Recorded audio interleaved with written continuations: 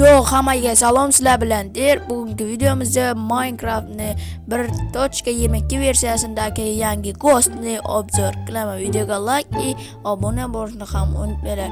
Unda videoga ham boshladik. Yangi Ghost esa shu yerda yashaydi. U dinozavr shakllarga o'xshaydi va u yerda yashaydi va uni ko'rganingizda uni yo'ningiz bilan sindirib olishingiz kerak. Va buni sindirib olishdan oldin u o'lganga o'xshaydi va u olmagan. Uni sindirib olasizlar va o'z dunyongizga qo'yasizlar va shunaqa qilib uni sindirib olasizlar va portalning ichiga kirib uni suv bilan yopsangiz uni bir kun kechsa va u yilgirishni boshlaydi va u kattalashib boradi va o'zi yo'lingizga keladi. U sizga yomonlik qilmaydi. U tirjayib turadi.